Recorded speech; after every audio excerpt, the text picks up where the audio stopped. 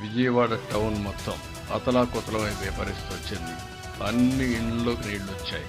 బట్టలు కూడా లేకుండా ఏవైతే కట్టు బట్టలు ఉన్నాయో ఆవిడతోనే ఉండే పరిస్థితికి వచ్చారు. ఇంకొక పక్కన వాళ్ళ ఇంట్లో ఉండే అన్ని వస్తువులు, మామూలుగా గ్యాస్ కనెక్షన్ కానీ, కుక్కర్ కానీ, లేకుంటే ఫ్రిడ్జ్ కానీ, టీవీ ఏది మిగిలే పరిస్థితి లేదు. వాళ్ళకుండే వాహనాలు కూడా, ఒక స్కూటరో కారో లేకపోతే ఇంకోటి ఉంటే అవి కూడా దెబ్బతిన్నాయి. అన్నీ ఎక్స్ప్లెయిన్ చేశాం. కేంద్రానికి రిపోర్టులు పంపిస్తున్నాం. ఈరోజు బ్రీచ్ని క్లోజ్ చేయడానికి ఆర్మీ కూడా వస్తున్నారు.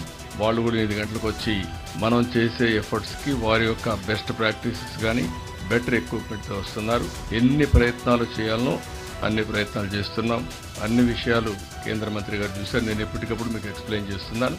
ఈ విల్ ఎక్స్ప్లెయిన్ నౌ. ఆయన మిగిలిన డీటెయిల్స్ చెప్తారు. దాన్ని బేస్ చేసుకుని మనం మాట్లాడుకుందాం.